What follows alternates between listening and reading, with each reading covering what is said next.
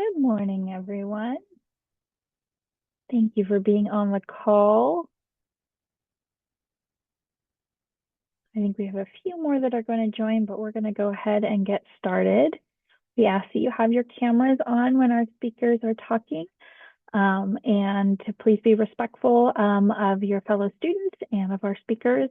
If you want to ask questions, you can do so in the chat, or you can raise your hand and we'll call on you. We'll try to answer all the questions, time permitting. And I'm going to introduce our first speaker. So, pull up here. So, Dr. Rayhan Forghani, forgive me if I mispronounce that, is the attending anesthesiologist at UC Davis. She graduated UC Berkeley and continued her medical school and remainder of medical training at UC Davis. So, welcome, Dr. Forghani. Thank you so much. That was actually perfect pronunciation. So very can everybody hear me okay? Yes, okay, good. So as Sam mentioned, I'm Dr. Fergani, one of the attending anesthesiologists at UC Davis. And it feels like it hasn't been that long ago since I've been in your shoes, but it kind of has. So I just wanted to share a little bit about what we do as anesthesiologists. Have you guys, and I can't see everybody, but have you guys heard of an anesthesiologist? Do you guys kind of know what an anesthesiologist does? I see some nods. Okay. So kind of putting it simply, an anesthesiologist is a doctor that takes care of you during your surgery in the operating room. So we put you to sleep with medicines. We keep you asleep. If you need one, we place a breathing tube as an airway to assist your breathing. Make sure all your vital organs are doing okay. So your heart, your lung, your brain, during the surgery. And then once the surgery is done, we wake you back up and, take your recovery. It's very simply put. But we not only take care of you during your surgery, but before and after. So we kind of serve as the checkpoints for making sure it's safe, for you to have surgery. So, we have pre-op clinic that we assess, to make sure the patients are safe. We have different branches where you could do like fellowship. So we could do like OB anesthesia. So we take care of pregnant moms.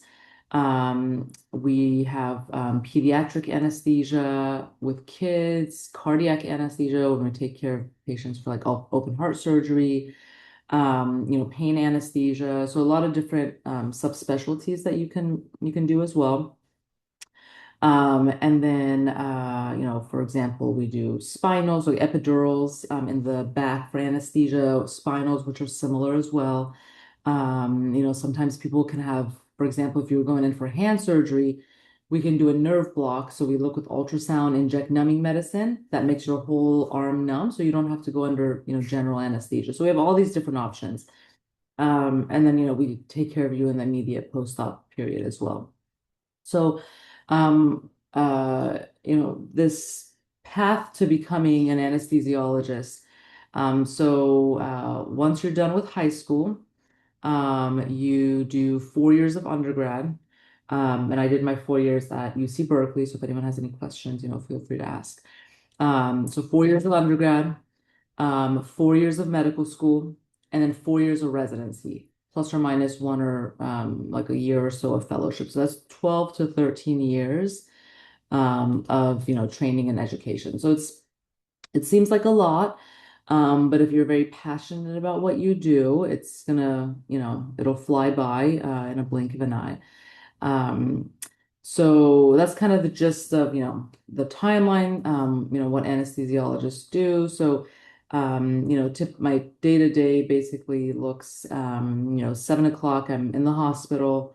I go see our first patients that are scheduled for the day. So I have one operating room where I cover two operating rooms with, residents in each of the rooms. I go what we call pre-op. So I talk to the patients, make sure there's no surprises. Like they didn't just have a heart attack or, there's not something that would impede them having surgery.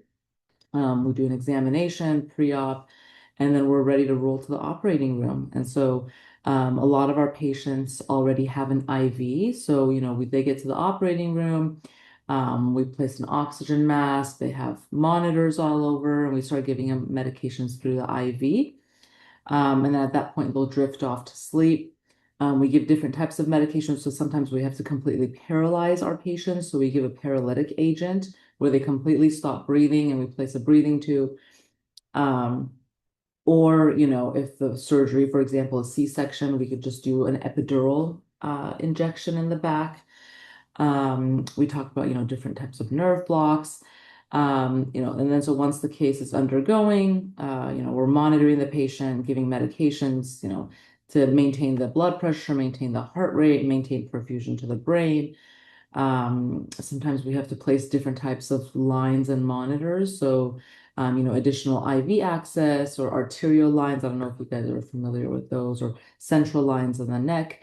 So it can get pretty involved. And, when you have a lot of surgeries, back to back, sometimes it can get a little bit more involved, but it's really fun. It's very hands-on.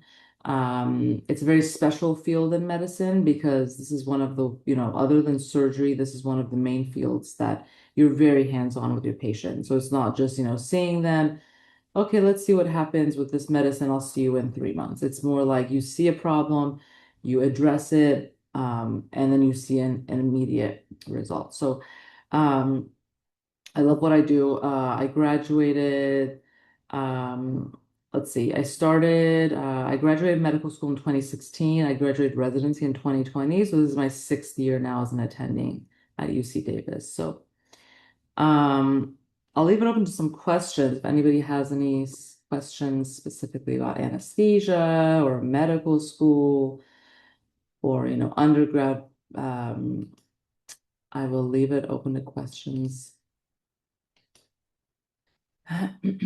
Yes, Jillian. Hi, doctor. So I have a couple questions. So first of all, what was your experience like at UC Berkeley, since you did mention that? And then also, I just wanted to clarify because, like, what I understand by anesthesiology is, does it remove the pain of like whatever Mm. procedure is going on, or does it completely lessen it? I've also heard that are there when you do anesthesiology, do you like also can you also like go to sleep? I just want to clarify my No, understanding. those are great questions. So number one, UC, I love UC Berkeley. It's a beautiful campus. It's always either number one or number two public university in the world.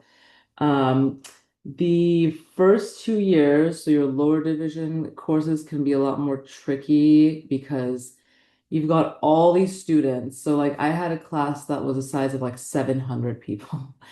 It was like basically an auditorium. So everyone was just sitting there, there was like a large screen. So you have to work really hard your first 2 years because everything's based on a curve. And there's a lot of people that are trying to get into medicine or dentistry or, whatever it may be. So the competition's very high. But one thing I could say is it's great support. They have office hours. If you're ever, you don't know what if you have any questions or anything, you can always go to one of those. But I love UC Berkeley. It's a great school. And then like research opportunities and other stuff, there's plenty. With anesthesia, so that's a great question. So essentially, how do we take away pain or how do people, not feel anything? So we have kind of a cocktail of different medications that we give patients before they fall asleep. So we have something for anesthesia, which basically essentially means like no feeling. So it puts the patient to sleep. So they have no awareness of what's happening.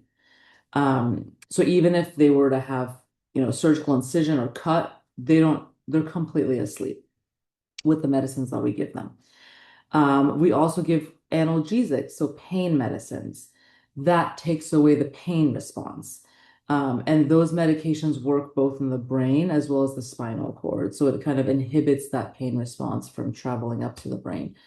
But great question. So all these medications that we give at the time of what we call induction or, drifting someone off to sleep is for anesthesia. So losing consciousness, analgesia, so, having no pain.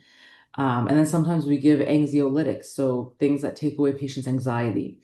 Because you can imagine it's very anxiety provoking, coming in for surgery. So, we give medications similar to Ativan, similar class, but they're fast acting and they kind of wean off a little bit as quicker as well. So all the different type of medications that we give all have a purpose. And kind of together they make it ideal for a patient to, undergo surgery and not feel anything, wake up hopefully pain-free, and go from there. Okay, great questions. I see two questions in the chat. So do anesthesiologists work in dental? We do. So I actually didn't know this, but there's something called a dental anesthesiologist specifically. And these are dentists. So they essentially they do undergrad and they do dentistry and then they do a dental anesthesia residency.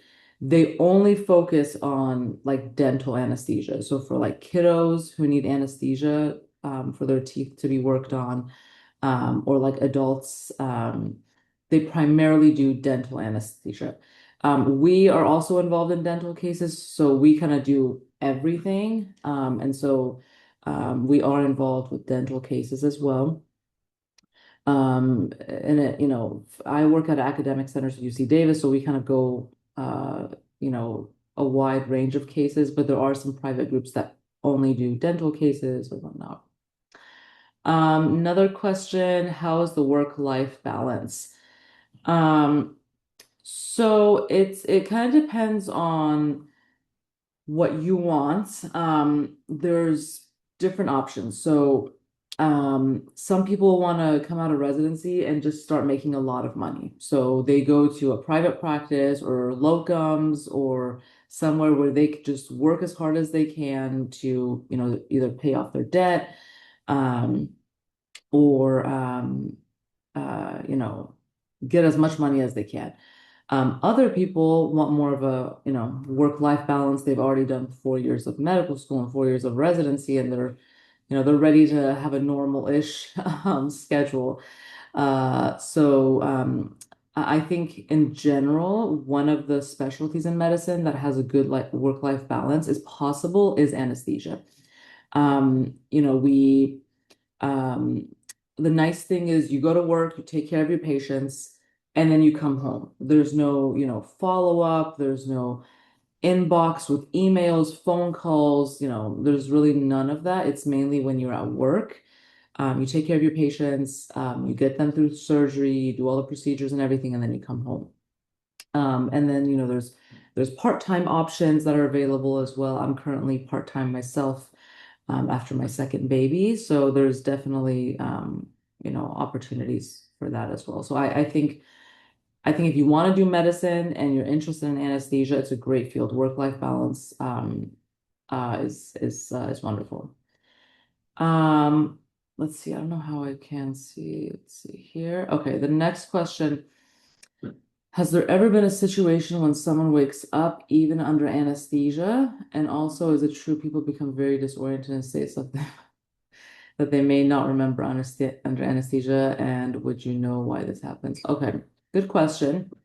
So I know in, TV shows, there's always a clip of someone, awake in surgery, and they can't move, they can't talk. It's very, very rare for this to happen. So I don't know the percentage, but it's very rare. There is a possibility of what we call awareness, where someone might hear something or be aware. And this is mainly towards the end as we're lightening the anesthesia and trying to wake our patients up. So it's very rare. And we have all these different types of monitors in the operating room. So, we have our standard basic monitors, so blood pressure, EKG, your pulse oximeter to look at your oxygen saturation, all these different monitors to look at your vital signs, but we also have additional monitors. So if we're concerned about someone having what we call awareness in the operating room, we actually have an EEG monitor that goes on the forehead here, and we could look at the brainwave activity. So We can see if someone's starting to wake up. We can see if someone is too deep with the anesthesia. And so, we have a lot of different types of these monitors that allows us to kind of achieve that perfect level of sedation and anesthesia.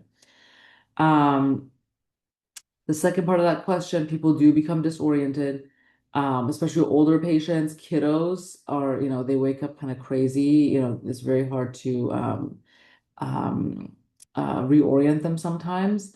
Older patients, the older you get, the more disoriented you will become. Sometimes we give some medications towards the end of their surgery just to make sure we kind of smooth that wake up. Um, and I mean, it kind of makes sense, right? So if you're giving them, I mean, just imagine like you wake up all of a sudden from a nap or something, and sometimes I'm sure you guys have all experienced. You're like, wait, what day is it? You're a little confused. So just imagine, we induce that anesthesia. You go through this, the surgery, and so that is, it's not totally uncommon. Um, Next question was pursuing anesthesiology your goal from the beginning. So no, actually it wasn't. I knew I wanted to be a doctor. So when I was in Berkeley, I was like, that's the only thing I want to do. And I always tell people this.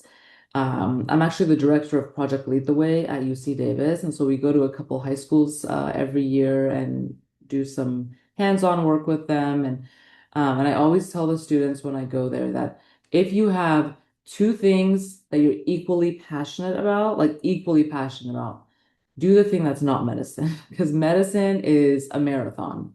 It's a long path. You have to be very passionate about it. But for me, I was very passionate and I was like, there's nothing else that I would want to do other than being a doctor and being in medicine. So, that was number one for me. In regards to anesthesiology, I actually didn't know what type of doctor I wanted to be. I thought I wanted to be a pediatrician. Um, and then I went to med school and I did my pediatrics rotation and I was like, this is not for me. So I did different, as your first 2 years of medical school are just, studying. You have a lot of units, a lot of studying, a lot of exams, but your third year is when you start doing rotations. And so I did my anesthesia rotation and I fell in love. I was like, this is really cool and I like doing this. So I kind of changed midway through medical school, and it worked out great. And a lot of people, that's not uncommon. A lot of people think they want to do something, then they go through either the rotation or they study, and they're like, this is not for me. So, but yeah, it's a wonderful career path. It's very um uncommon to meet an unhappy anesthesiologist. For the most part, we're all very happy and we like what we do. But great questions. What other questions can I answer for you guys? What other questions do you guys have?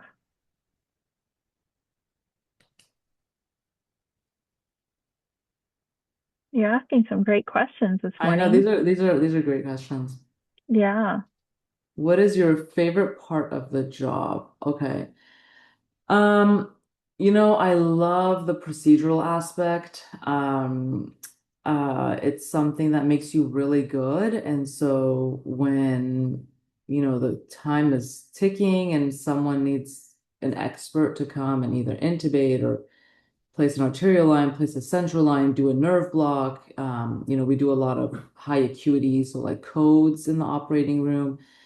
So it can be high acuity. I really like that aspect of it. It's what I call, controlled chaos. So if like things are going out of hand, an anesthesiologist is able to control the situation and guide it on the right path. I really like that part, but my favorite part is, being able to comfort someone, when it's the scariest time of their life. They're about to undergo anesthesia, they're about to have a big surgery. They are kind of releasing all control. They don't know what's going to happen. And it's a scare. If you think about it, it's pretty scary, right? You're like, I don't know. I'm going to go to sleep. I don't know what's going to happen. Am I going to make it? And so, being able to comfort patients and comfort the family members and let them have a good experience. I think that's my favorite part of the job. What skills are most important for someone considering a career in anesthesiology? Um, I think your personality and your attitude, you have to be social, you have to get along with people, you have to have good communication skills. Um, it's there's residency for a reason, right? It's 4 years of residency. No one expects you to know everything right after medical school. But I think having that personality, being well-rounded, good communication will really help you. Um, First of all, it'll help you for your interviews. People will actually want you to be the resident and they will accept you. And also it'll help you during your training as well. Because anesthesiology is you have to be able to communicate very well, especially in high stress situations. You got to communicate with the surgeons. I mean, sometimes you and the surgeon might not agree on something, but you're both taking the care of the patient at the same time. And so you have to be able to communicate in an effective way um, for, the well-being of that patient. So I think those are the most important skills, and then everything else will come along with training. Um, I see Jillian's hand is up. Let me answer. There's one more question on the chat. Who helped you along the way? It's a great question. So I had many mentors. So through undergrad, I had a couple of my professors that were very helpful, kind of led me along this path, to make sure that my application for medical school was really good. Helped me with my MCAT studying and what research opportunities and whatnot. And then during medical school as well, we have at UC Davis Medical School, there's like a structured mentor program. And so, it was very helpful. And I think whatever stage you guys are in, always find someone either a few levels higher than you or a professor or somebody that has gone through the path that you're interested in. And really kind of pick their brain, let them know you're interested. Mentorship is very important. Like, I can't stress this enough. It's so much easier to go through a path with the help of a mentor than, trying to recreate that path yourself. So I highly suggest you guys, find a good mentor in whatever field you want to go into. And whether that be, again, someone a couple years older than you that's in the same path, or a teacher, instructor, professor, and try to get involved that way. Jillian, do you want to? I'll hand it over to you. Okay. Hi. Okay, I was gonna ask, um, you said like you and I believe you said the doctor or the surgeon, I can't remember who you said you have to agree on what you want to do. Was there ever a time where you and like another healthcare provider disagreed on what to do with whoever was being operated on? And how did you handle that? Yeah. So it happens a lot more common, a lot more frequent than you think. So, one example I can give is a patient who needed an orthopedic procedure. So they had a bone that needed to be fixed. And the patient needed to, it wasn't an emergency, but it needed to happen. But the patient also had some heart issues going on. So, the surgeon wanted to go ahead with the surgery, whereas I was, telling them that this was probably not safe. Anytime you induce anesthesia, it's kind of like a stress test on the body. So if their heart is in optimum condition, um, they might not do well, as in they might have a heart attack, stroke, death, all that. So, we had to have a discussion about, getting a cardiology involved to assess the patient's heart and then proceeding. So discussions like that, that what's best for the patient. At the end of the day, everyone is there for the patient. So you tend to meet on some middle ground, but it happens pretty frequently. I see a question here. Were you ever scared of blood, or did you get grossed out by it before med school? And do you think someone who is very uncomfortable around other people's blood would get desensitized by exposure in med school and could still go down the medical path?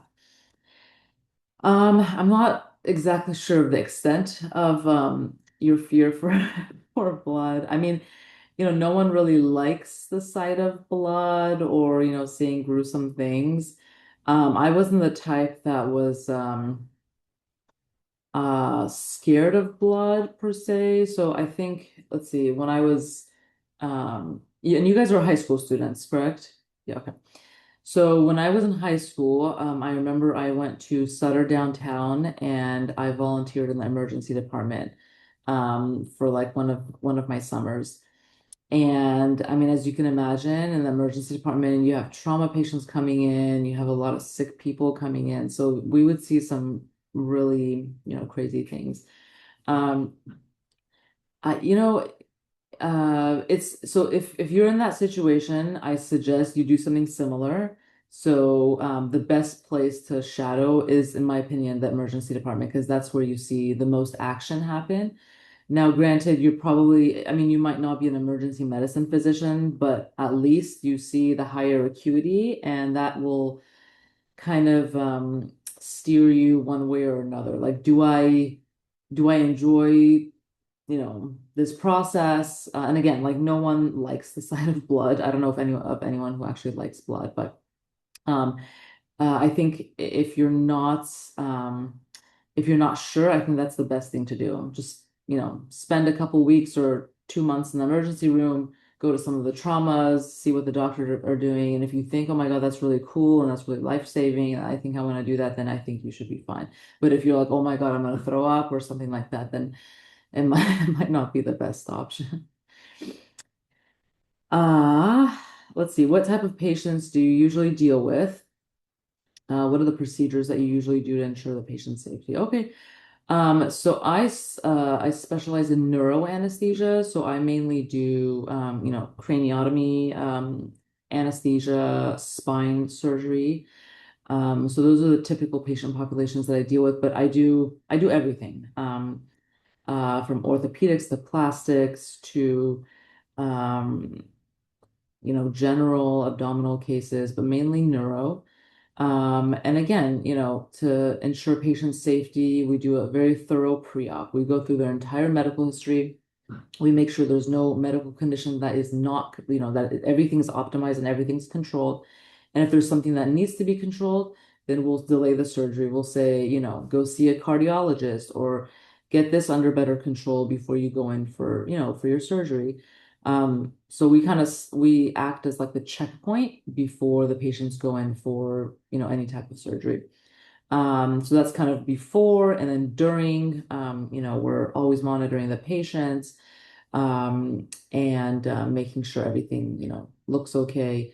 One example I can give, is for high risk cases, we place an arterial line. So it's like an IV, but the catheter goes into the artery, and typically we'll do it in the radial artery here. And that's so we can, especially for the neuro cases that we do, that allows us to watch the blood pressure very closely. So instead of waiting for the blood pressure cuff to inflate and deflate, this basically shows us a waveform, and we can literally see, real-time blood pressure. So that's a safer way of doing some of these cases. And then we can draw back blood samples, check their electrolytes, their metabolic status. So that's just, one example, but we have plenty of these examples where, we do all these different monitorings and processes to make sure the patients do well. And again, you have 4 years of residency, um, and residency is supposed to be hard. You have to work um, a good amount so that when you aren't attending, so in my shoes, you know how to manage some of these difficult patients. Great questions, though. All right. All right. Well, thank you so much, Dr. Forney, for being on the call, for sharing your specialty, Of course. and letting them ask all their questions. Thank you all for your engagement. We appreciate you taking the time this morning.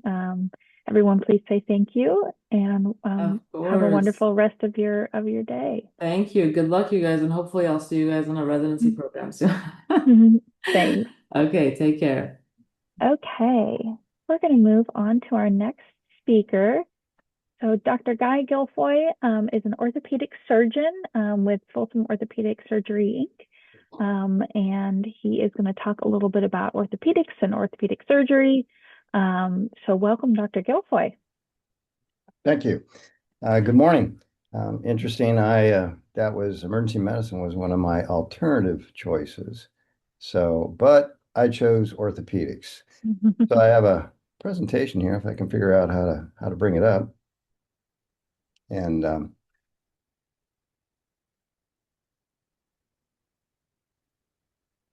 there, can everybody see that?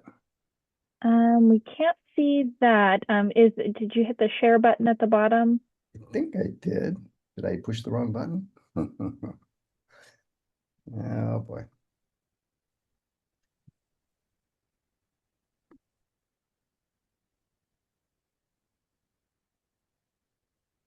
Let's get back here. Yeah, on Zoom, there should be a share button with an arrow at the bottom. Yeah. And now I can't get out of this screen.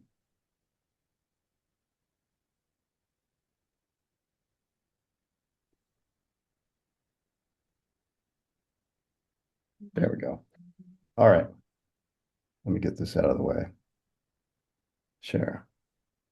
Okay. Got that. Share. Perfect. I can see the Zoom now. Now where to go? Don't look at that one.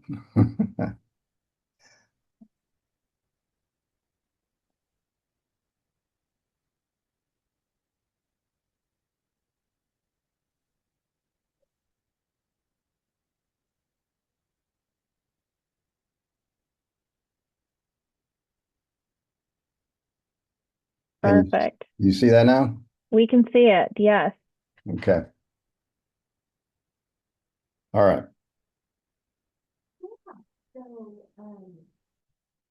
All right. It went away.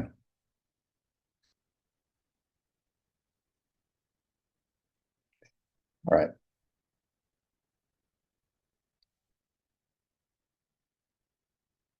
So it doesn't want to quite start as a slideshow, it looks like.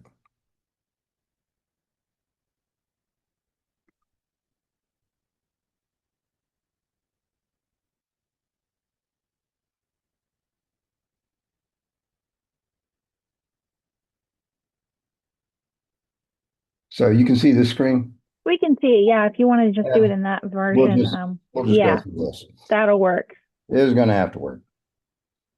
And I don't know why it does that.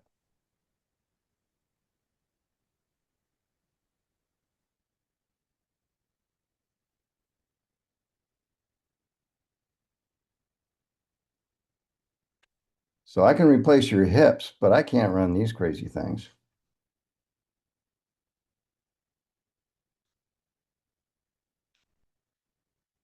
All right. Let's see how this is going to go now. So I'm an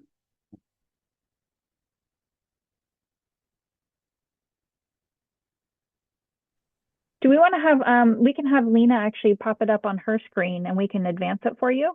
let's do that. Okay. Okay. We'll have her put that up.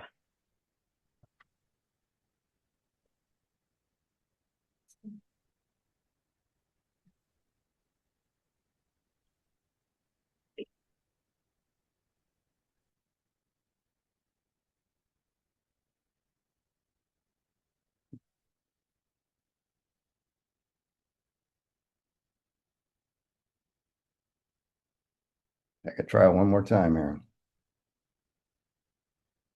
I think we got it up, so we should be good to go. Do you have it?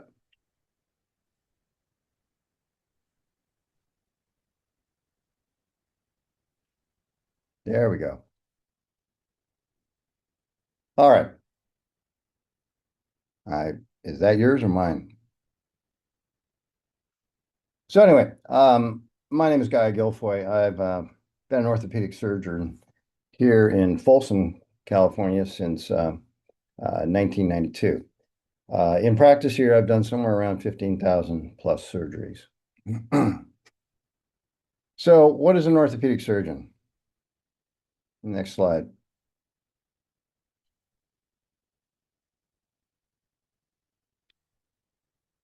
Is it advancing?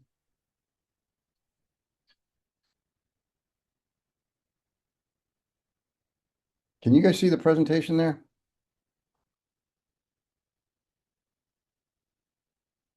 Yeah, we can see it.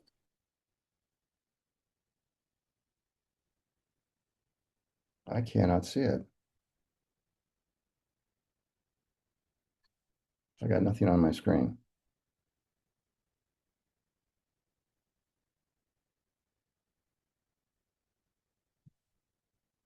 Hmm.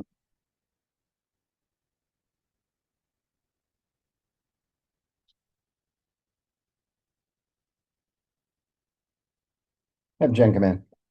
Have Jen come in. There we go.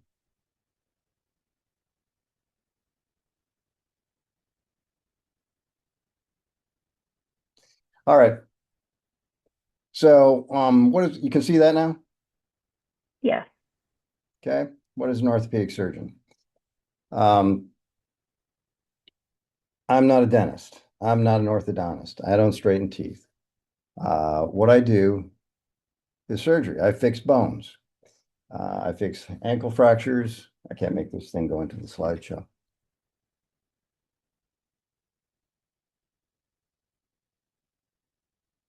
Okay. I think we got it now. Thank you. I fix fractures. This particular fracture here is called a tibial pilon fracture, and it came from Prairie City. Motorcyclist jumping the hills, came down on his pegs, just shattered the end of the tibia. He's got a plate and screws, and eventually he has the ankle fused since it was such a severe injury. It's a treatment of the musculoskeletal system. I treat bones, I treat joints, I treat muscle injuries. I see trauma, car accidents, major injuries out there, explosions. I treat sports injuries, soccer, football, shoulders, hips, knees, ankles, simple home injuries, falling on ladders, falling in the garden, tripping over hoses, dog injuries, getting tripped up by the cords, dogs running into them, dog bites. It's quite a variety of different activities. Some of these slides are going to have some of my injuries. I'll share those with you. And this particular one was a skating injury from Skateland, landing on the wrist up there in the upper left-hand corner. You can see it's angulated. It's shattered quite a bit. To get it back into position and hold it in position, I put plates and screws on it. This usually can heal up in about 6 weeks, and the motion comes along over 3 to 6 months.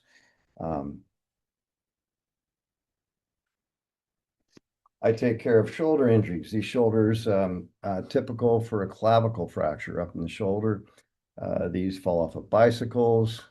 They can get injured in football, slipping on the ice, multiple different ways. The fracture left alone up above could heal, but could take up to 3 to 4 months.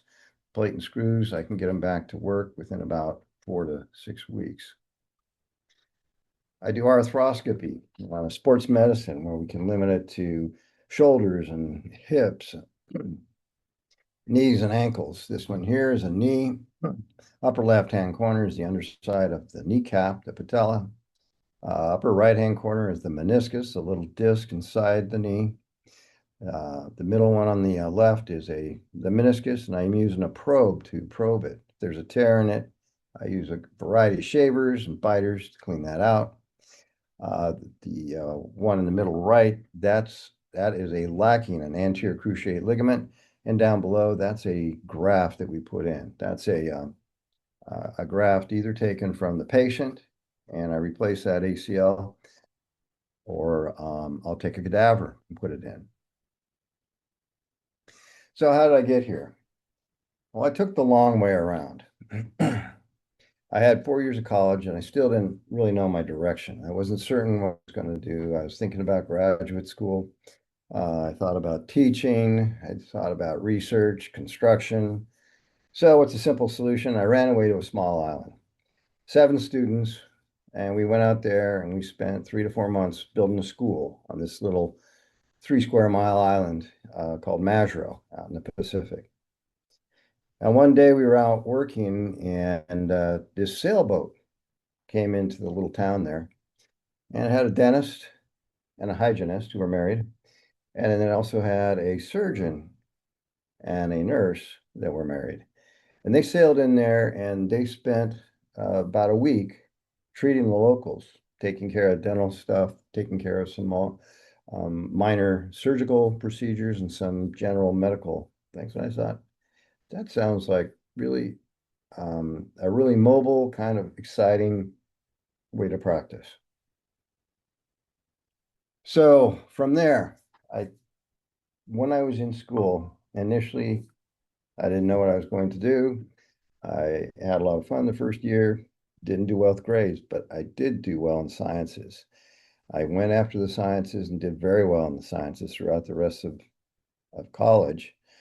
And I did some extra time on the MCAT, the medical examination test. And I was fortunate to do well and get accepted to medical school at Loma University in Southern California.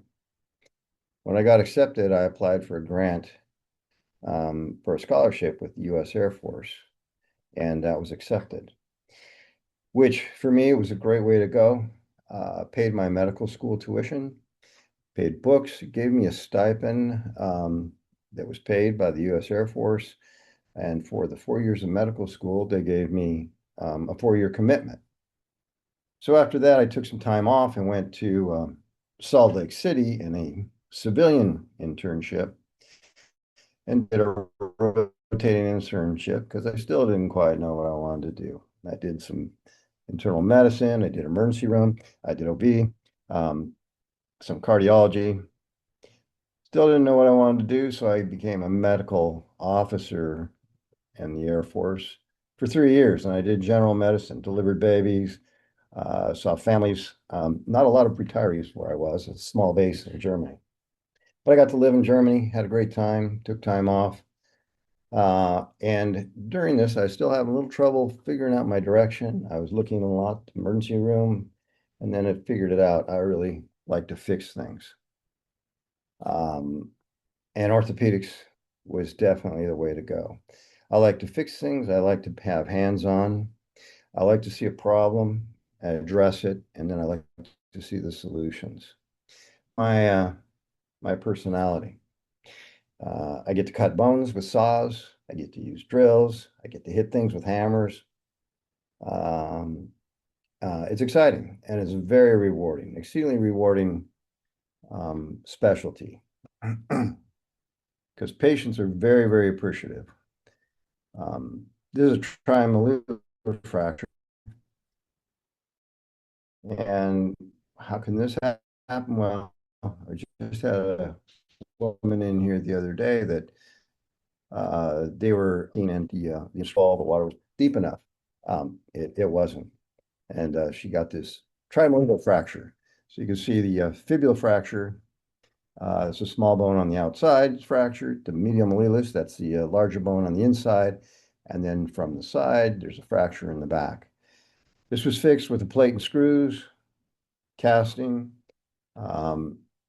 non-weight bearing about 6 weeks, and then she starts weight bearing and pretty much her activities by 3 months. These fractures can happen slipping on the ice, tripping. This one, near to my heart. I am training for a marathon. I got a stress fracture in this metatarsal over here where that long thin screw is. And then I had a stable ankle from a motorcycle accident. So they cut the calcaneus, repositioned it. This was another surgeon did this one, and fixed it with some screws here. And I've been operating for the last 10 years with that. Distal fibula, this is a simple slip. Dog can wrap around you at the dog park and twist your ankle. Simple rotation, slipping on some sand or ice, get a fibula fracture. That's a simple fracture fixed with plate and screws.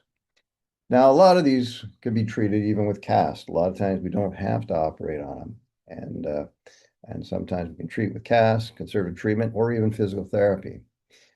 In this case, this one has some chronic rotator cuff problems and arthritis. Did a total shoulder replacement. In this case, it's a reverse total shoulder. There's two types, standard total shoulder and a reverse total shoulder. These are both reverse total shoulders where we put the ball on the cup side and the cup on the ball side. That's for stability when we've lost some of the soft tissues. So you've seen knees, you've seen ankles, now you're seeing hips. This is a total hip replacement. This joint here is severe arthritic. Years and years been having pain, difficulty walking, no movement. The total hip here takes about an hour and 15 minutes. People start walking on it about an hour later, and they can be done outpatient. They go home, and most of them are back to their full activity in about 6 weeks. Very few of them go to the hospital now. We can do a lot of this stuff outpatients. So as an orthopedic surgeon, what do I see daily? Well, I have office anywhere from 1 to 2 days a week, and I have surgery up to 3 days a week. So my practice, I've structured it so if I'm in the office, that's usually where I am all day. If I'm in surgery, that's where I'll be all day. I operate at 3 different places. Through the work and the skills that I have with orthopedics, we started 2 outpatient surgery centers so patients can be treated outpatient quickly. So in the clinic, I'll be seeing injuries, I'll see fractures, falls, crashes, bicycle injuries, motorcycle injuries. I'll see e-bike injuries now. I see scooter injuries, dancers, football players, soccer, lacrosse. Each of these have their own particular group of injuries. I see people that are launched off trampolines. I see dog injuries, horse injuries, and home injuries, stepping off a ladder, getting the Christmas lights up. That's a common one. I get to hear great stories all the time and really dumb moves by people, and it's very entertaining sometimes. So the cheerleaders, ex-athletes, and they have injuries, their shoulders, their ankles, hips. Soccer players have their own unique set of injuries, a lot of ankles, some shoulders. Soccer players, football players. As an orthopedic surgeon, you can work with a team. You can work on the field. You can work with the sports medicine and have these teams come to you. This is yours truly, and this is the injury I had from that. So 2 plates, 16 screws, and a previous repair from a dislocation falling off a cliff. So multiple things it can do. I've been operating with this shoulder now for 15 years without any problems. I get to treat kids.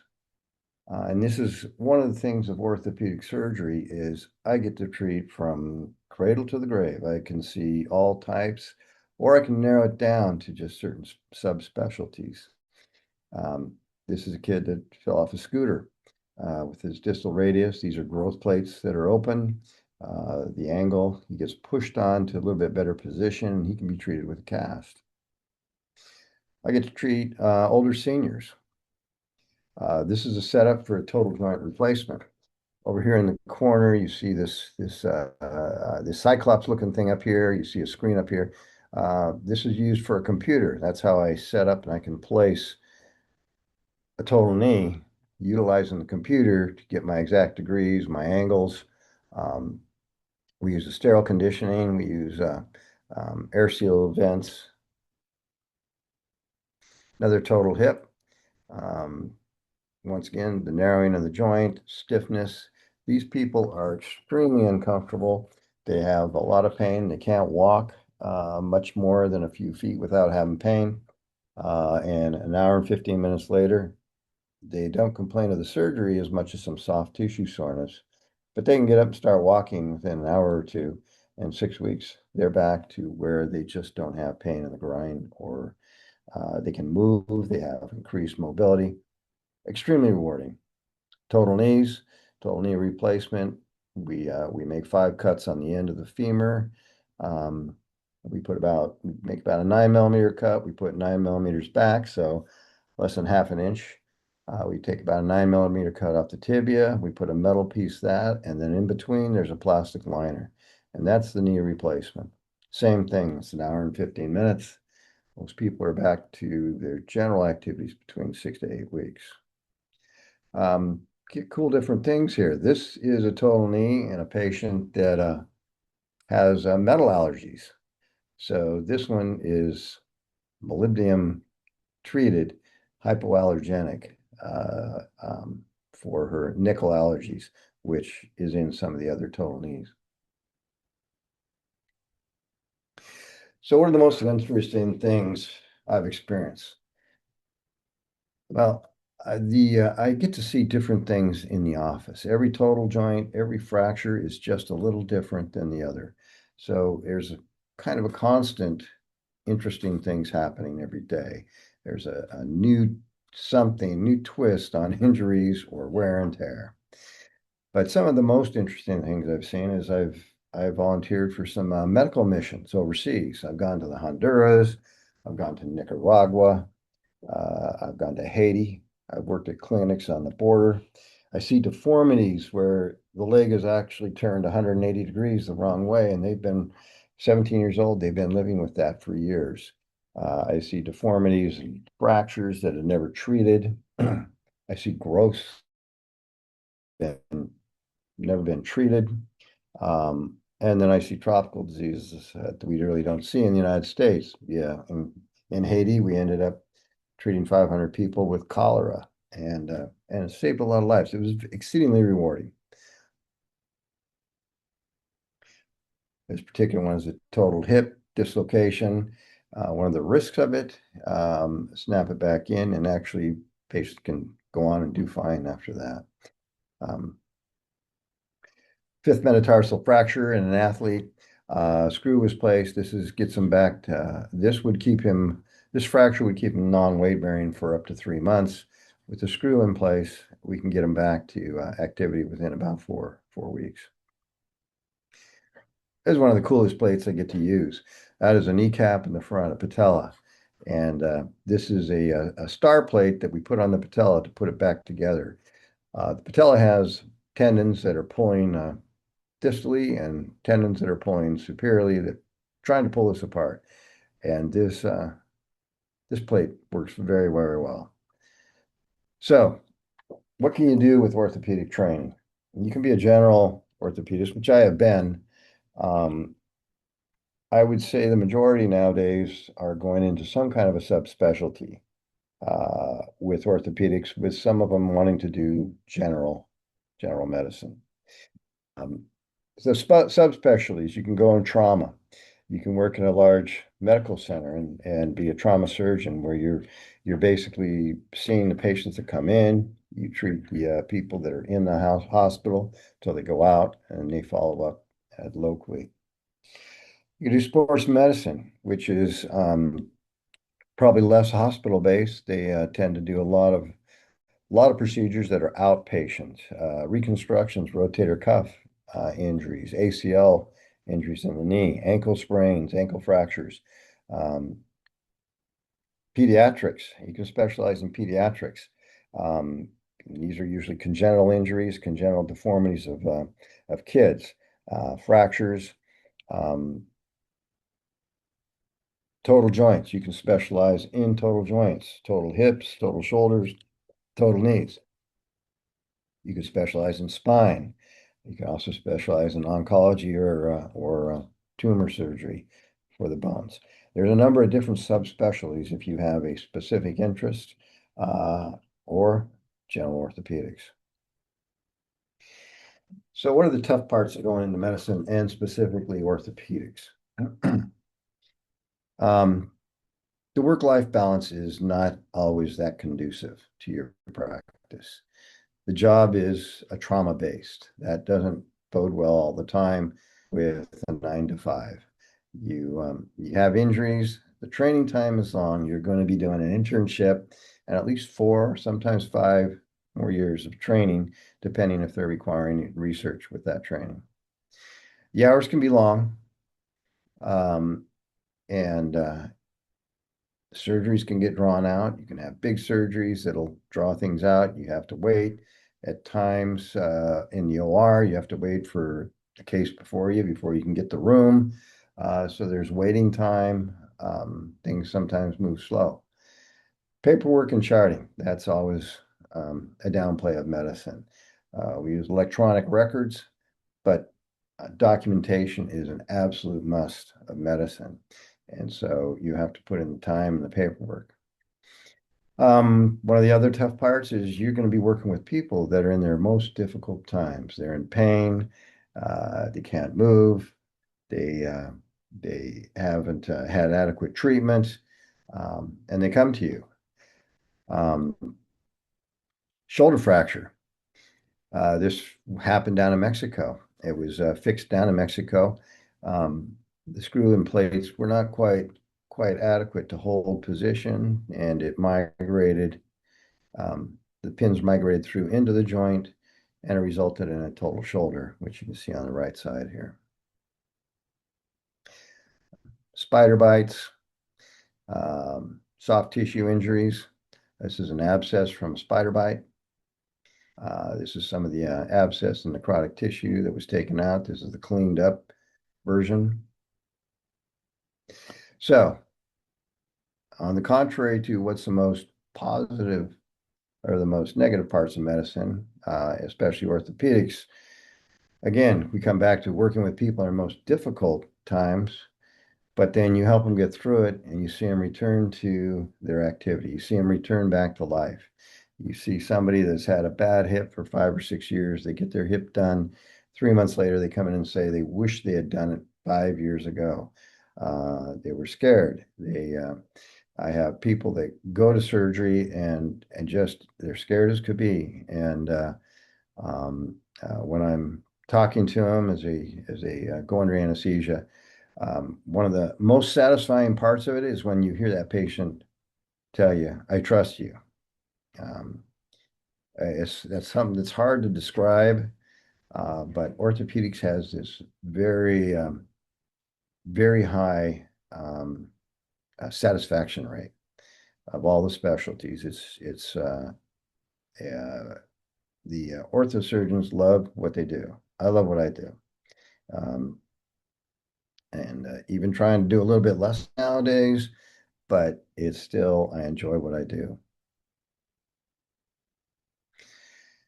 So, going into school, number one, take a major that interests you. Make sure you take the prerequisites for medical school and the MCAT, but you'll have plenty of time in medical school to learn anatomy and biology. So concentrate on the major that really interests you and you do well.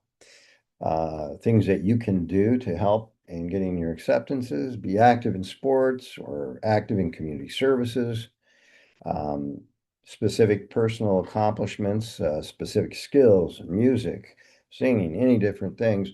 These are all things that the medical schools like to see. Study well for the MCAT. It's important. Know what your basic classes are to get in. And good luck to you all. If you do get in, I do recommend military sponsorship. I came out with no debt. I had a great experience in Germany for 3 years. I had a great experience at Mather Air Force Base here in California for 2 years. And I still have buddies now that I worked with at Mather Air Force Base 36 years ago. I see them on a daily basis, my anesthesiologists, my equipment rep. So the military has some lifelong friends that you will have as you go out into private practice. So it's a commitment. It's a career, it's rewarding, but you just really have to understand it's not what your mom and dad want, it's not what your neighbors think you should do. It's you have to have that commitment that you really want to help people and see people getting well. Questions? We have time for maybe one or two questions, and then we'll have to move on to our next speaker if anybody has any specific questions. That was a great overview, and I love seeing all of those pictures. I think that's really cool because we don't get to see a lot of those. Anybody have any questions? Jillian. Hi, I just want to quickly ask, what advice would you have for people because you mentioned that sometimes you hear dumb stories, what advice would you have to like not get injured? What do you have to do to not get injured? Was that the question? Yes. I would say you have to live life.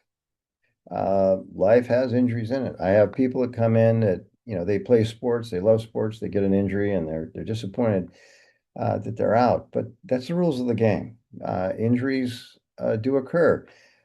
To avoid injury, actually doing nothing, you will actually deteriorate more. Your body's made to move.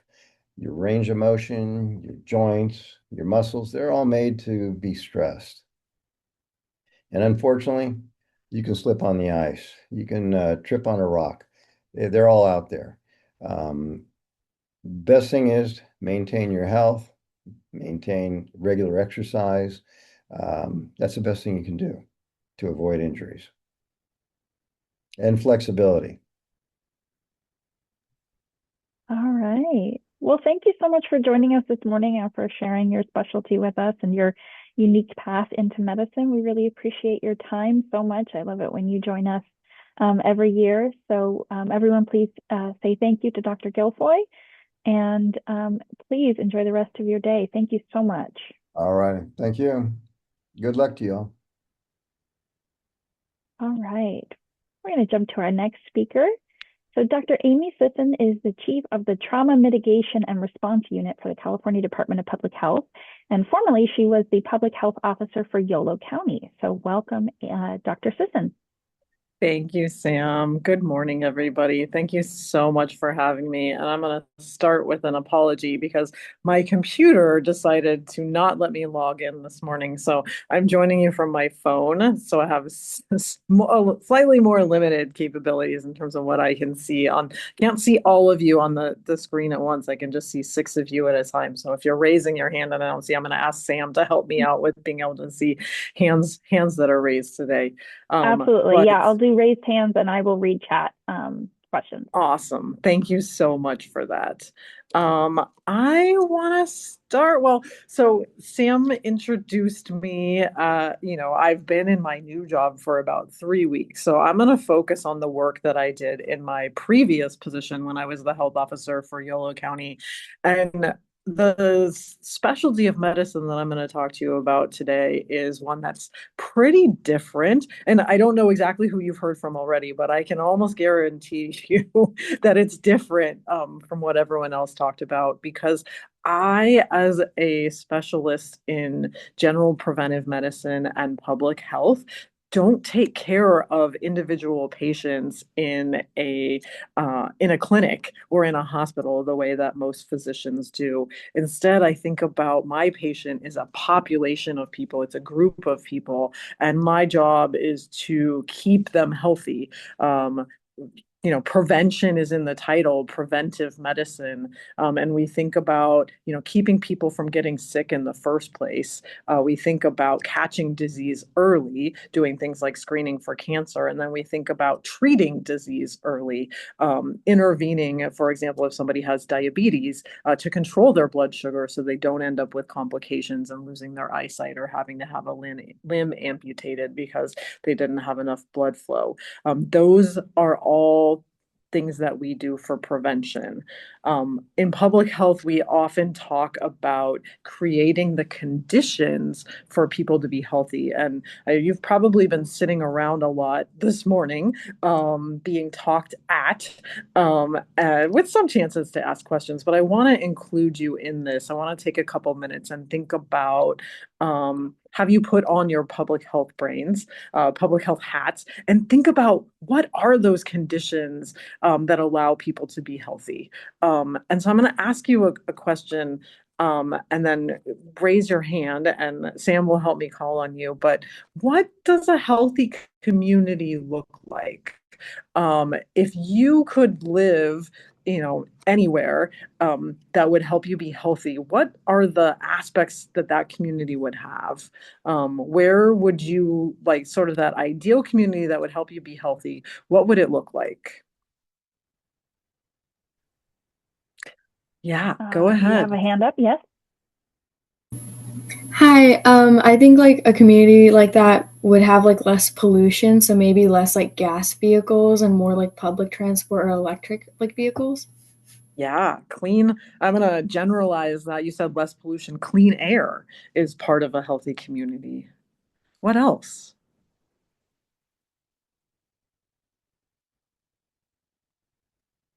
Does anybody else have any comments? Jillian? I guess like also aside from clean air, just like keeping the streets clean because that can, I guess, lead to more diseases spreading and also like more, I guess, like more germs getting around. Yeah, keeping the streets clean. I might generalize that to sanitation. Certainly, before we had trash pickup, happening on a weekly basis in our communities, there was a lot more disease being spread by vermin, for example. So great. Yeah, what else? You guys just heard. Oh, yeah, go ahead, Hazel. Maybe like a place that's not a food desert, so somewhere with accessible, healthy food. Yeah, absolutely. And I love that you talked about access to healthy food because oftentimes we, in a clinic setting, right, we might just tell a patient like, you need to eat healthier food, and you have no sense of what is the neighborhood that that patient lives in. Do they even have access to healthy food? If you live in a neighborhood that only has fast food, you're not going to be able to eat fruits and vegetables at every meal. And so if we want people to eat healthy, then they need to have access to those foods. Yeah. Let's get one or two more, and then I think we'll move on. But you guys are doing great. Any other hands? All right. Well, the point that I wanted to make here, oftentimes people start by saying, well, access to healthcare is what we need to be healthy. Absolutely. You've heard from a lot of healthcare providers as part of this. We absolutely need healthcare providers in order to be healthy. And we need to have access, coming back to Hazel's point about access to healthy food, access to high quality healthcare is a key factor that determines how healthy we are. But most of what determines our health doesn't happen in a clinic. It happens in the rest of our lives. It happens with whether we're able to safely be physically active. Can I safely walk or bike or take public transit places? Or is my only option to drive in a car that's polluting the air? Those are all things that impact our health, and those are the types of things that we work on in public health. Something that you're doing today, learning what you do throughout the school year. You're going to school, right? Education is a big determinant of how healthy we are. So these are the types of things that we're doing in public health, kind of taking many steps back and looking at the big picture of what is a healthy community, and then working with partners to try to make those things happen. So if it's access to healthy foods, grocery stores and neighborhoods. It's talking with businesses and thinking about, okay, are there incentives that could attract a grocery store to, come into this empty building, so that people who live in this neighborhood don't have to take 3 buses to get to a store where they can buy fruits and vegetables. So thank you for humoring me and participating in that exercise, to think about a little bit more about what we do in public health and preventive medicine. I want to talk a little bit more about my last job or actually, let me talk to you about sort of my pathway to get to where I am in medicine, as someone who's board certified in general preventive medicine and public health. So started with 4 years of college. I went to Loyola Marymount University in Los Angeles, where I studied biochemistry, and then went to medical school for 4 years at UCLA, in Los Angeles, where I really wasn't sure what I wanted to do. I liked all of the specialties. I enjoyed all of that clinical interaction, taking care of patients. But I was also interested in that bigger picture, of what's happening outside the clinic, which is where patients spend their lives.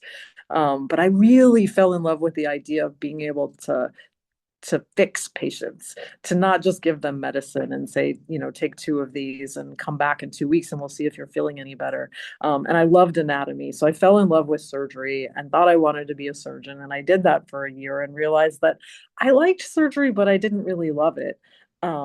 And so I took a little bit of a break. I knew I'd always been interested in public health. The first thing that got me interested in medicine, I knew that I loved science and I also loved helping people. And so I wanted to combine those in a career. And I had read a book about outbreaks, and I was really interested in understanding and studying outbreaks and investigating them. And one of the things that I was very interested in was the Ebola virus, and I wanted to investigate Ebola outbreaks in Africa. And so that is public health. And so I realized, after I didn't want to be a surgeon, that what I was really interested in was public health. So I went back to school after I already had my MD, and I got a master's of public health at UC Davis. I was already living in Sacramento, and I fell in love with public health. But I didn't know what I was going to do with that because I didn't understand how public health and medicine could fit together. And then one of my classmates told me that about this career that I'd never heard of before called preventive medicine, general preventive medicine and public health. And I said, wow, that sounds like it would be a really good fit for me. And this was before we all had smartphones in our pockets. So I went home at the end of the day and Googled it. And I was like, wow, this is really cool. I think I want to do that. And so then after I got my master's in public health, I finished a residency in preventive medicine, which was just one more year. I will say one of the nice things about public health and preventive medicine is when there isn't a pandemic, or a major outbreak happening, that the work often, falls into like a typical workday of 9 to 5. Although as a local health officer, I was almost always on call, but my phone didn't ring that often. So pretty good work-life balance, if that's something that you're looking for, that can be achieved in general preventive medicine and public health. And so I worked, after I finished my residency, I got offered a job at the state health department, which was really exciting to me because the work that you do, can impact the entire state of everyone who lives in California. Right now, there's 39 million people in California. So I'm back working for the state. I can say that I have 39 million patients. Now, do I see them all in a clinic? No. Instead, I am making decisions, creating policies, influencing policies that are going to affect all of the people, or have the potential to affect all of the people who live in California. So that's one of the things that I really love about public health, is being able to have that impact at a higher level. You might be thinking, well, how are you using the things that you learned in medical school? How are you a doctor? And I think particularly for the work that I was doing as a local health officer, as the health officer of Yolo County, I was also the tuberculosis controller, the communicable disease controller, the sexually transmitted infection controller. And so my team is helping to take care of people who have been diagnosed with communicable diseases that could spread to other people. And our job is to figure out who they may have exposed and get those people tested and treated so that we can stop the spread. So when we have patients who are diagnosed with tuberculosis, which is an infection often of the lungs that's spread by coughing, but also just by speaking, depending on how infectious somebody is, I'm overseeing that person's care. So I'm making sure that they're connected to a specialist in infectious diseases who knows how to take care of tuberculosis. We're making sure that they're on the right medicines, that they're staying home and away from others until they've taken enough medicine that they're not infectious anymore. And then if they develop any side effects during their treatment, we're making sure that they're either getting additional medications or we're changing their medicines around. So even though I'm not the person in the clinic directly taking care of those patients, I'm overseeing their care. So I still feel very much like I'm getting to use the skills and the knowledge that I learned when I was in medical school, but in a slightly different way, because again, with this idea of preventing disease in the first place, then treatment becomes less important. It's more about thinking about how do we design our communities so that people can stay healthy and aren't getting sick in the first place. And then if they are getting sick, how do we catch it early? So that somebody, for example, after getting a mammogram is having their breast cancer diagnosed at an early stage instead of when it's already spread throughout their body. So that's a lot of the work that we're doing in public health and medicine. Day to day, what does this look like?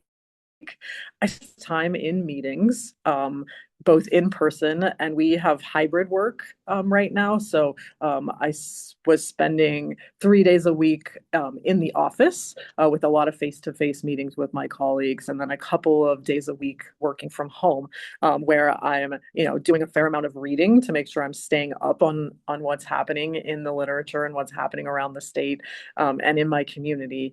And then also, a fair amount of sitting at the computer, sending emails or sitting on Zoom meetings. But all of it is thinking about, there's a fair amount of time for thinking about how can we keep people healthy in our community, and then hearing from the community, how is it working?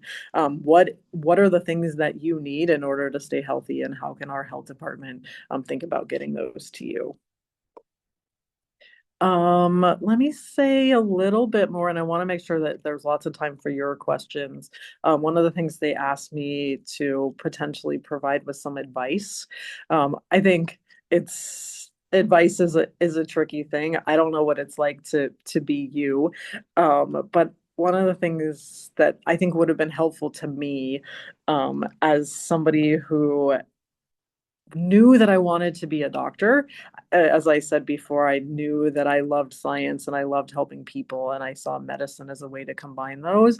But it took me a long time to figure out what kind of doctor I wanted to be. For a long time, people would ask me that, and my response was, what kind of doctor do you want to be? A good one, ha ha ha. Because I didn't know, and it's okay to not know. And it's okay for you to change your mind. I thought I wanted to be a surgeon. I did it for a year and I realized this isn't for me. And rather than being miserable for the rest of my life, I did something brave and stepped back and said, I don't like this. I want to do something different. That's when I got my master's in public health, and I found a career that I did love. And I'm so happy that I made that choice. The other thing that I didn't tell you about myself was I had a job where I was doing a lot of thinking about what is it that makes our communities healthy, and talked a lot about food policy and having access to healthy foods.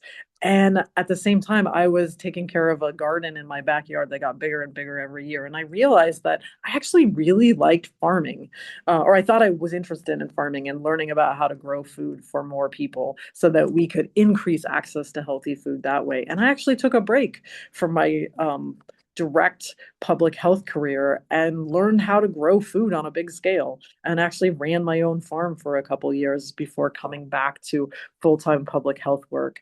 And so to tie that up into what's my point with this story is, you may think that your career is going to be this straight line of, here you are at point A and you're going to go straight to point B up here. That's not how life works. Your pathway is going to be up and down, and it may go backwards at some point. It may go over here where you can't even see my finger before it comes to point B. And that is perfectly fine. It's actually a good thing. Like, I like to say that there's nothing lost by knowledge gained. You're learning new things all along the way, and you will be able to use that even if it doesn't seem clear in your next job and in your next role. So it's okay to not know, and it's okay to take an indirect path. I think kind of the last piece of advice that I would have is, I talked about 4 years of college, 4 years of medical school, 3 years of residency. It's a long road. It can be a hard road at times. There's a lot of studying depending on how you learn. I spend a lot of time with my books and my highlighter, and going over things, making flashcards. And there'll be times when you're like, why am I doing this? And I think it's really important, as much as you can, to think about your why. What is it? Why do you want to do this? Whatever specialty or whatever path, and if it is in healthcare that you choose, to write down somewhere, why am I doing this? For me, it's because I want to help people, and I can drill down within that. But my bigger picture is I want to make people's lives better. And so when I come to a moment where I'm questioning, why, what am I doing? Why, all my friends are out partying and I'm here studying. Like, is this worth it? I come back to that little piece of paper, where I wrote down, yeah, I'm doing this because I want to make people's lives better. And this is a step along the way there. So it's really helpful to me to have that touch point to come back to remember why you're doing something in the first place when times get hard. So with that, I am going to stop talking and I am going to give a chance for all of you to ask questions. So Sam's going to help me see your raised hands. But go ahead and raise your hand and ask any question you like, and I'll do my best to answer it. Who has questions about public health careers? Jillian. Hello. Have you ever worked anywhere aside from Yolo County? Have you ever worked in like a different country and then apply the knowledge you learned here to like approach public health there? Yeah, great question. I do not have international experience. I've spent my whole career actually in government here in California. But I worked in a county that felt like a foreign country sometimes. As a local health officer, I spent a year in a county that was politically very conservative, and it happened to be the first year of the pandemic. And so I was dealing with leadership, elected leaders in that county who didn't think that mask wearing was important, for example, didn't think that getting vaccinated against a COVID when we had a vaccine available was important. And it was very different than my perspective in public health, where we know, that vaccines save lives, that vaccines are safe and effective. They may not always prevent disease, but they can keep you from getting severely ill, keep you out of the hospital, and keep you alive.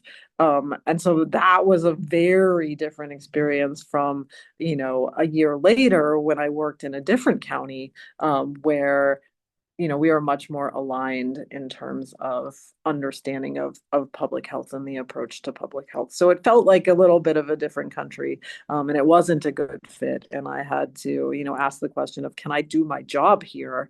And it turned out to be no, that the elected officials were not allowing me to do what they had hired me to do, which was to advise them on public health. So I actually resigned and took a different job. I will say, answering your real question, there are lots of opportunities for people who are interested in preventive medicine and public health to work in other countries. Historically, physicians, healthcare providers, public health experts in the United States have, provided support in other countries. For example, doctors who work for the Centers for Disease Control and Prevention, which is our federal public health department, often get deployed to other countries when there's an outbreak. Like we're, providing support in Africa right now where there's an Ebola outbreak. So if you're interested in international health, global health, public health and preventive medicine is a great path to be involved in international work. Other questions? Thanks for that one, Jillian. What other questions do you have? What do you love most about your job? Oh, that's a good one. And then we'll go to Hazel. Yeah, I love, and it comes back to my why, being able to help people and make a difference. I think the most rewarding parts of my job are when I'm overseeing the care of individual patients. For example, a patient with tuberculosis, and seeing somebody who starts out really sick, feeling terrible, and then we are able to diagnose them. Oftentimes it takes a while to figure out what the problem is, figuring out that they have tuberculosis, starting them on medicine and seeing how much better they feel. That is really powerful, knowing that it was our team that is making a huge difference in their life. And then also figuring out, okay, who have you been around? Getting all their family members who they live with, for example, tested, and getting them treated if they have if they've acquired tuberculosis infection, so that we're stopping the spread. So it's helping that individual is very satisfying, and helping the entire community by keeping people from getting sick in the first place and stopping the spread. So that's, I think, what's most satisfying to me. It comes back to why I went into medicine in the first place, is just being able to help people and feel like I made a difference. And, having been a health officer, which, mean like I'm the doctor for, the 200 something thousand people that live in Yolo County during the COVID pandemic, that meant that I was the one, making decisions for, or helping to inform the community of you'll stay, if you wear a mask, it can help protect you. If you get vaccinated, it can help protect you. Being able to know that the decisions that I made and the communication that I did helped save people's lives, that's really satisfying as well. Hazel. I was wondering if you would recommend majoring in public health if you still want to interact with a lot of people and kind of, I don't know, help people out directly instead of from a, I guess, government position. Yeah, I think, and it's fascinating to me because there didn't used to be public health majors for undergraduates, and I love how many colleges and universities now have undergraduate majors in public health. I think that a public health major is a great way to understand some of the stuff that we talked about as we were doing that brainstorming exercise of what is it that makes people, what creates a healthy community? What are these factors? We call them determinants of health, that are not just, what's happening in the doctor's office, but what's happening, where people live, work, study, and play in their day-to-day lives. And I think that is applicable to all of us as human beings. Health is, something we all have a right to. And so whether, even if you're interested in individual patient care, understanding that your individual patients are not living in a vacuum. That if you have a patient, for example, who's overweight and you're having a conversation about diet, that it would be important to ask questions about where they live and what food they have access to in their neighborhood. So if you just focus on, I need you to eat this, this, and this, and you never ask them, like, is that something you can do? Tell me about the neighborhood. Tell me about your access to healthy foods. Then you would not be able to help that patient navigate, they're overweight and needing a healthier diet. So I think that the perspective that you get from a major in public health, understanding the drivers of health and that it's more than healthcare, is valuable for anybody who's interested in a health profession. Great All question. right. Okay, well, that's our time. So thank you so much, Dr. Sisson, for joining us and for taking the time to share your specialty. We really appreciate you jumping on the call. This is one of my favorite topics. Thank you so much, everybody. I really appreciate your active participation, and have a great rest of your day. Thank you. All right, we're going to move to our last speaker. So Alicia Avalos is a medical assistant with Kaiser Permanente, and she's going to share a little bit about her work as an MA. So welcome, Alicia. Hi, good morning, everybody. My name is Alicia Avalos, and like Sam said, I'm a medical assistant and I work at Kaiser Permanente, specifically in the orthopedics and podiatry department. I've been a medical assistant for 3 years now, and I honestly love my job. A lot of the day-to-day duties of a medical assistant, we've all been to doctor's appointments before. I'm the person that would call your name and take you back. I'll double check who you are, when your birthday is, if you know your medical record number, and any of the reasons why you're coming in. Those reasons that you tell me, I'll relay to the doctor what is the most pertinent information that maybe he wouldn't know right away coming in to the appointment. But besides that, a day to day for me, I would clock in. I'll first thing in the morning check my assignment, because in the orthopedics and podiatry department, I work not only with doctors, but with nurses. And my doctor, he's specifically a surgeon. And if any of you are unsure or have never heard of podiatry, it's a specialty for feet and ankle. So anytime a patient has broken their ankle or torn their Achilles, that's who they'll be seeing. They'll be seeing the podiatrist. So I would check my assignment, because not all of them do the same thing. Not all of them are surgeons, and some of them specialize in diabetic wound care for patients who get chronic ulcerations due to their high blood sugar. And sometimes diet plays into that too. After checking my assignment, I would go and review the schedule. I'll take a look at all of the patients, who's coming in, who needs any assistance getting into and out of the chair, because patient safety is always a number one priority over there. If I need a team to help lift a patient up in a machine and then put them into the chair, I'll have to make sure that I have that ready when the patient's there.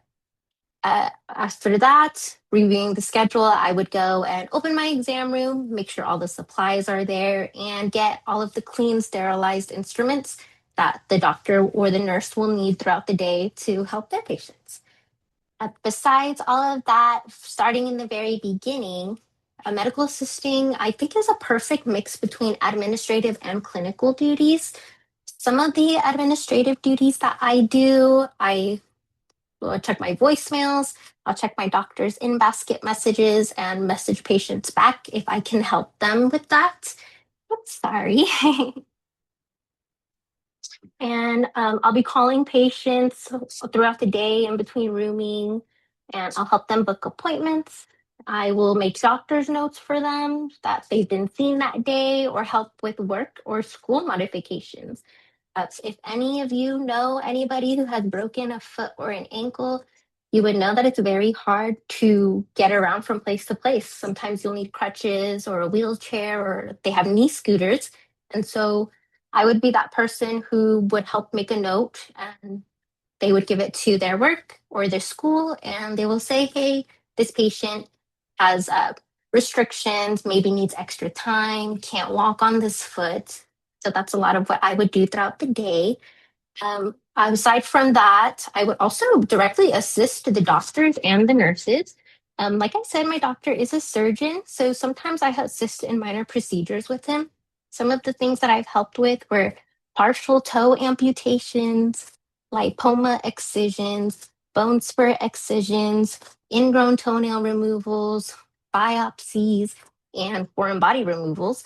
A foreign body being, for example, if somebody stepped on a needle and it got stuck in their foot, I would help him get that out of there. My main duty in there is to verify the patient and make sure that that sterile field is clean and that we don't break the sterile field. Otherwise, the patient can be prone to infection or improper healing. And of course, we don't want that to happen. Vital signs are a big thing. So I would definitely be checking blood pressure. I would be checking temperature, their height, their weight, their respiration rate, all of that stuff. All of that is very important too, because sometimes when we have patients who are diabetic and have those wounds that I mentioned, then having a fever, it can sometimes be a sign that there is an infection going on. And so taking those vital signs are very important because it's just a baseline of what's going on with the patient. Are they, for the most part, healthy? Is there a fever? Is their blood pressure high? There's a lot that goes into it. A lot of the clinical things that I do too would involve for fracture patients and post-operative patients. I can remove their splint. I also do the bandage removals for those wound patients. So sometimes it can get very smelly and very nasty in there, but honestly, I love it. I love that kind of stuff. So if you guys love kind of the gross things, then the medical field would be a great place for you. There's many specialties where you are hands-on and you get to see that kind of stuff that a lot of other people do not like. Before I worked in podiatry, I had no idea that there were so many different kinds of footwear that patients could get.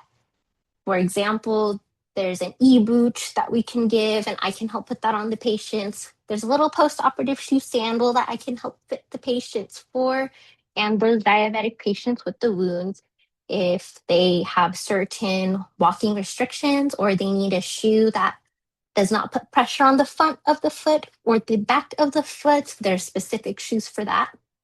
And there's even a whole different department that does custom made shoes, inserts, and orthotics is what they call them for those specific patients. So I had no idea how important our feet were until I started working in that department, which is actually quite interesting. Another thing I can do too, always in the back of my mind when I'm doing these things, I'm working within my scope of practice. I'm making sure that this is something that I can legally do because otherwise you do get into trouble and you can lose your job for that. So I can order x-rays on behalf of my provider, and I can also order what they call durable medical equipment, which is those e-boots and the post-op shoes that I was talking about earlier. And another really important thing is patient education. Of course, I'm not the doctor, but sometimes patients are just bombarded with so much information within that 20-minute appointment that when I come back in to see them and help them, they have a whole bunch of questions, or maybe they misheard something or they didn't understand. So patient education is a huge one in that. When I am educating these patients and just interacting with them in general, the first thing I do, introduce myself. My name is Alicia Avalos. I'm a medical assistant.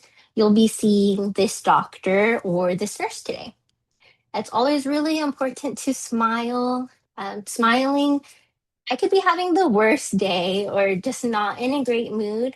And maybe nobody, maybe besides a few coworkers possibly, would know that. None of my patients would know that.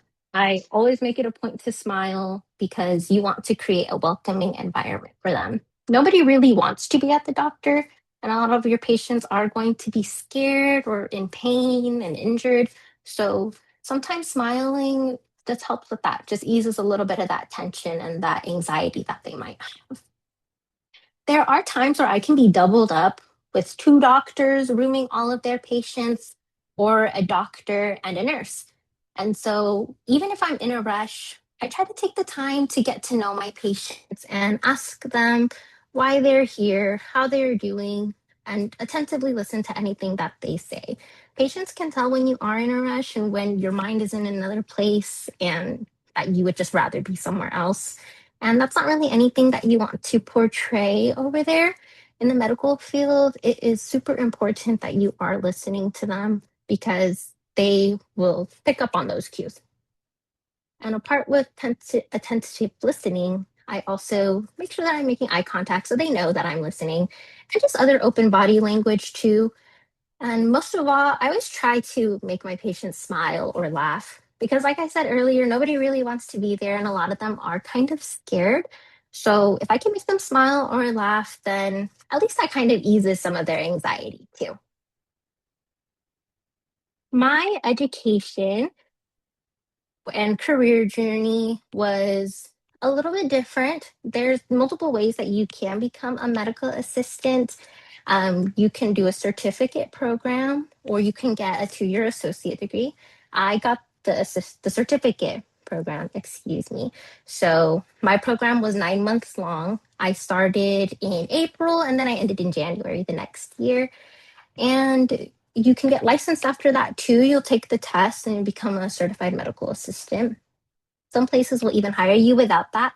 And some places will also help fund that and your further education. So if you do want to get your certificate and further your education, a lot of those places will help you and they'll help pay for some of that stuff. My medical assisting program, like I said, was 9 months long. At the very end of that, I did a 5-week externship, which consisted of 200 hours total. And that was also at Kaiser. And that one was in the women's health, obstetrics, and gynecology. So we saw a lot of pregnant patients coming in for their checkups. And we also saw anybody who was having reproductive issues or questions, or honestly, you see a lot of sexually transmitted diseases there too. It's very eye opening, a lot of the things that you see in the medical field. But after my externship, I went and started applying for jobs, and that's when I got hired at the podiatry department. And now I'll be starting a nursing program in January of next year. So medical assisting has been a great stepping stone and a pathway for me. And a lot of my other coworkers too went into different fields after medical assisting. Any advice that I have to give you guys? All right, I saw a chat over here. How much is a typical program to become a medical assistant?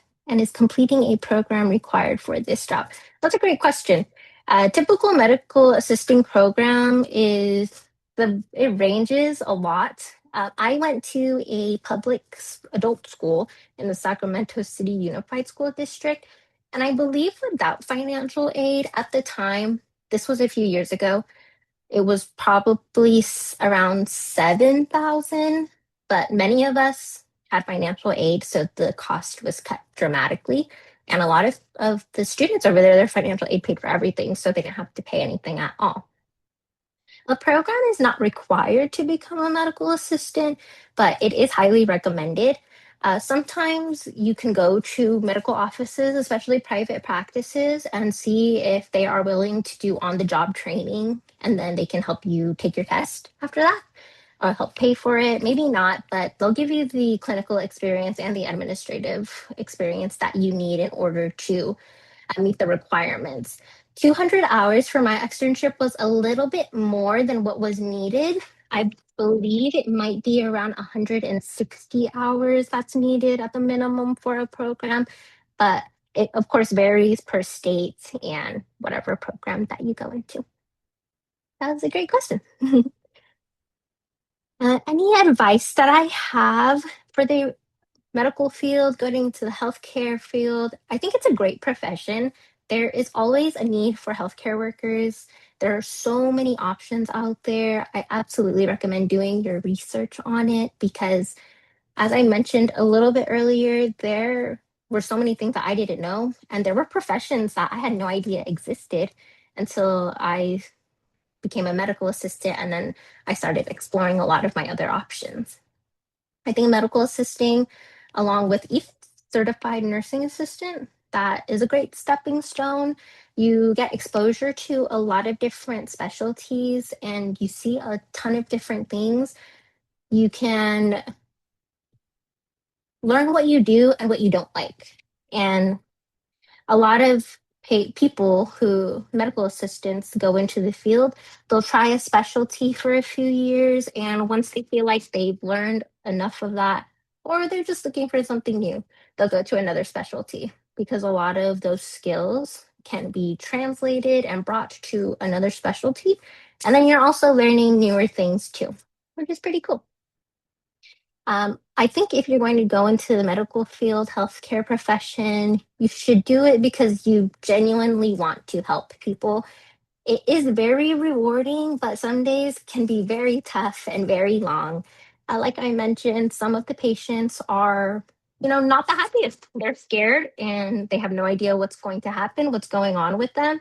So if they're ever rude or they don't seem like they want your help, the one thing that I always remember and try to remind myself is to never take these things personally. And if you look at it in their shoes, or if that was your family member and they are scared or you're worried, then you would want somebody who is compassionate and who is patient with you and answers your questions and doesn't brush you off or is rude to you. So, of course, never take those things personally. And besides the patients, too, there is a mix of many personalities amongst the workers as well.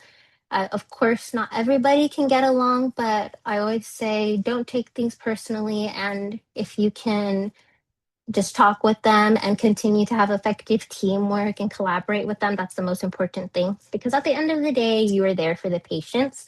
As a medical assistant, my teacher actually taught us that you're usually the first person or one of the first people that patients see, and you're usually the last one too.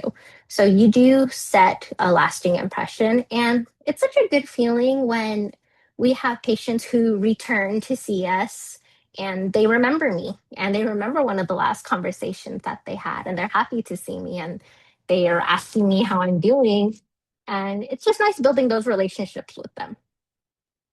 If I would, We have an sorry, additional question in the chat. Vanessa asked if you don't mind sharing what is the average salary as an MA?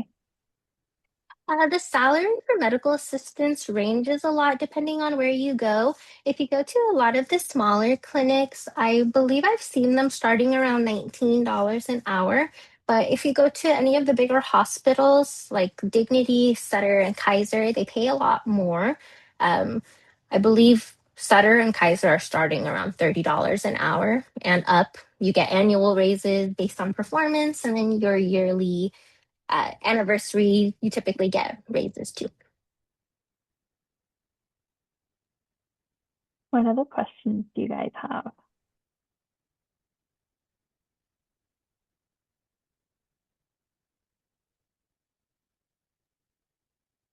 I'll ask a question.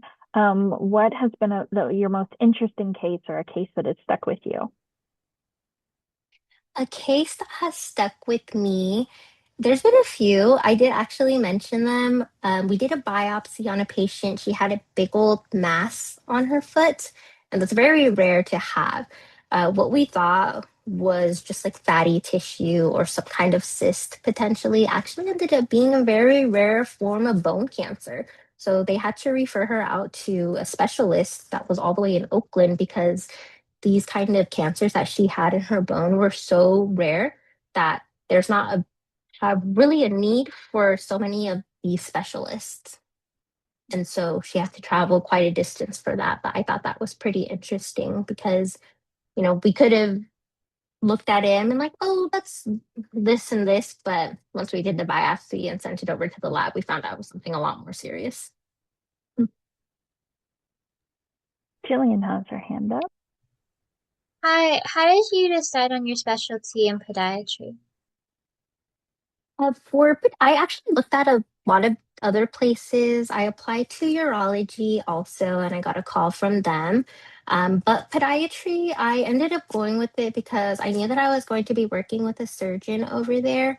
And I just wanted to get my foot in the door one way or another. So if it had to be with feet, which I thought in the beginning were kind of disgusting, but and then as I started going and learning, I was like, you know what? Yeah, sometimes feet can be nasty, but there's just so much. It's our feet are just so important. We take them for granted, and I can't really see myself doing anything else as a medical assistant at this moment. That was a good question. Thank you. Are there any other questions? We have one in the chat. What is a skill you wouldn't think that you need in this profession that you do need? That's a great question. I think a skill that you need is you need to be able to talk to people. Uh, I mean, of course, you think like that you need that, but you need to be able to stay calm under pressure if a patient is angry or upset at you. You need to be able to collaborate with a lot of different people. Another skill that I think that maybe kind of overlook is the ability to multitask. There's just some days where the nurse and the doctor and the patients are all asking me something at the same time. I need to prioritize what's more important, what can be done fast, what needs a little extra work.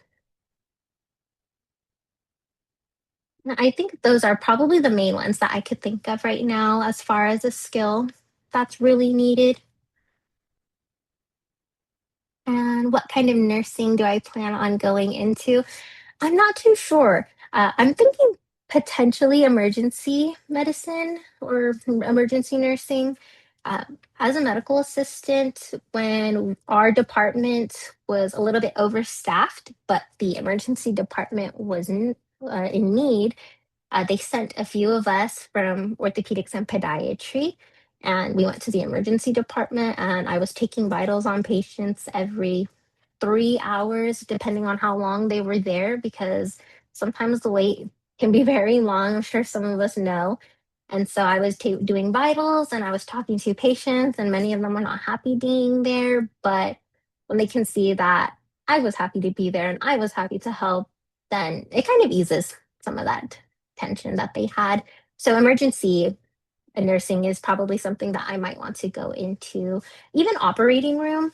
After assisting my provider with some of those toe amputation, the partial toe amputation and the biopsy, the idea of like the sterile field and being in there to assist and hand him instruments, I really liked that too. Thank you. Are there any other questions? Does anyone have any other questions? All right. Okay, well, thank you for joining us this morning and for sharing about your career. And it's a great stepping stone. It's a great opportunity, and then to go into nursing or to go into some other field. We really appreciate you taking the time to share what the job is like, because I think it's a great option. Thank you guys so much. I hope you enjoy the rest of your day, and good luck in your future ventures. Thank you. Thank you. All right. So that is going to wrap us up for today. So the winner of our gift card is Sanvi Sarkar. Sorry if I messed up your name. I'll send you a $5 gift card. Tomorrow is our last day of the program. So we will be doing the drawing for the 3 $100 gift cards.